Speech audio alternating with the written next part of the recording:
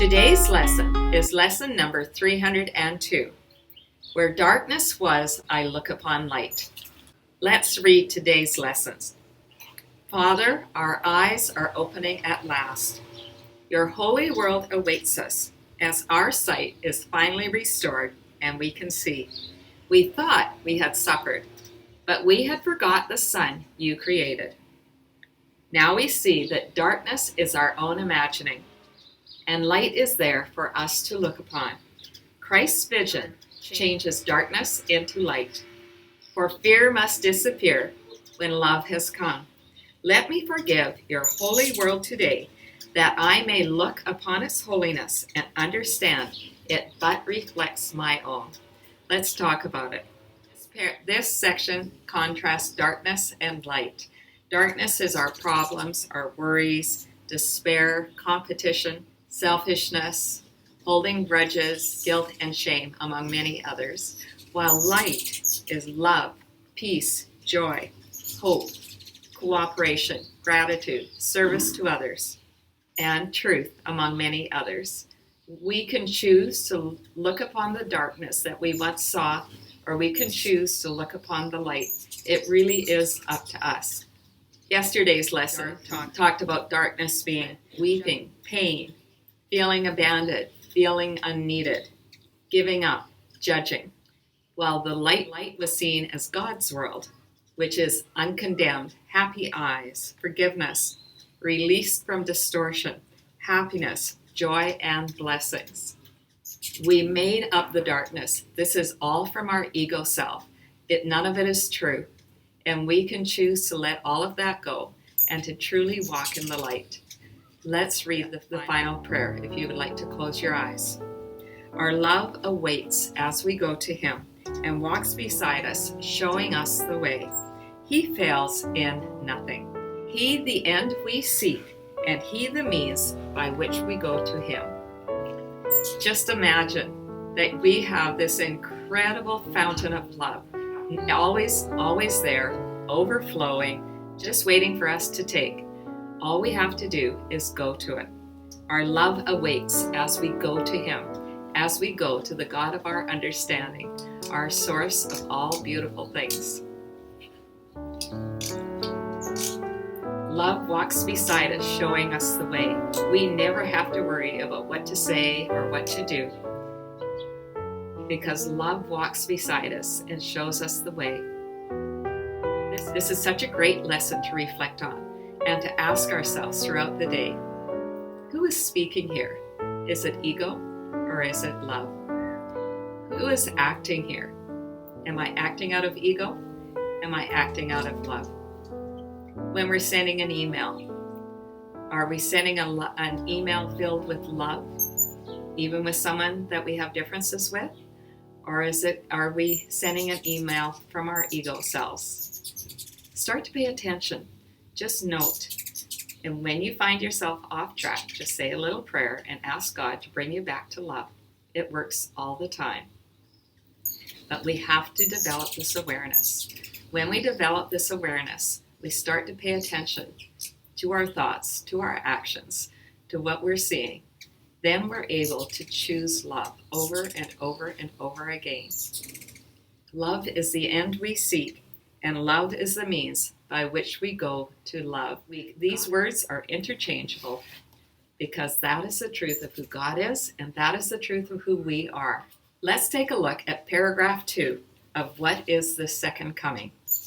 It is the all-inclusive nature of Christ's second coming that permits it to embrace the world and hold you safe within its gentle advent, which encompasses all living things with you. There is no end to the release the second coming brings, as God's creation must be limitless. Forgiveness lights the second coming's way because it shines on everything as one, and thus is oneness recognized at last. Let's talk about it. The second coming is really talking about our awakening, of us accepting that we are truly a piece of God. In the first paragraph, we talked about letting God's word replace illusions and letting forgiveness rest upon all things and without reserve. Today, we're talking about Forgiveness lights the second coming's way. This is an opportunity, once again, for every one of us to stop and ask ourselves the question, do I need to forgive anyone today? Is there anyone that has been coming to mind that maybe I'm just thinking negative thoughts about them? I'm thinking they should be different. They should have said something different. They should have done something different. They should have acted in a different way. That is our judgment. That's always our problem, not the other person's. Maybe we're judging ourselves. Maybe we're saying those same things. I should have done something different. I should have acted differently. I should have said something different. This is our opportunity to stop and consciously make a decision to forgive. If you would like to close your eyes and place your hand on your heart, let's just do this together right now. I forgive myself when I did such and such. I forgive myself when I said blank. I forgive myself for acting in such and such a way. And now, if you have a person come to mind, let's do the same thing. I forgive so-and-so for doing such and such. I forgive the way they acted. I forgive what they said. I forgive what they did. Let the peace just come to your heart. Release all judgments, all fears, all worries. Just let them go.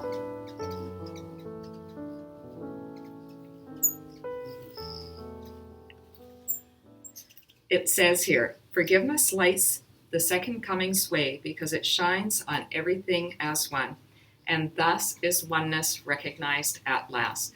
When we do this forgiveness work, we start to fully experience the oneness, that we are part of God and part of all creation. When we accept this oneness, we never have to feel alone again. We never have to be worried. We know that we are literally swimming in the sea of love. Just like a fish looking for water, we don't have to look for it. It's all around us. Today's practice sessions, first thing in the morning as soon as we wake up, and just before going to sleep at night, either read today's lesson or listen to it. And repeat the idea for today. Where darkness was, I look upon the light. And then, every hour, stop and remind yourself, where darkness was, I look upon the light. This is especially helpful if we come up against a difficult circumstance. Maybe someone said something we didn't like or did something we didn't like. Maybe something hurt our feelings. In reality, nothing can hurt our feelings. We make that choice. But in any case, when we are feeling off track, we can just stop and remind ourselves, where darkness was, I look upon the light. Thanks so much for listening right until the end, my friends. If you enjoyed today's video, please share the love. Tell others about these videos. Encourage them to start at lesson 1 and only do 1 lesson a day. Are you ready for our special treat?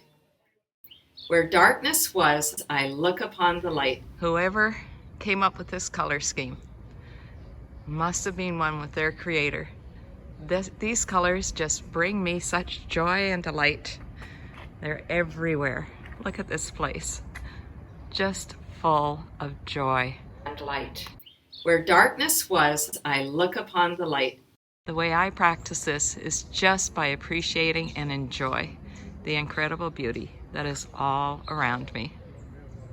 Where darkness was, I look upon the light. Have a light-filled day, my friends. I love you.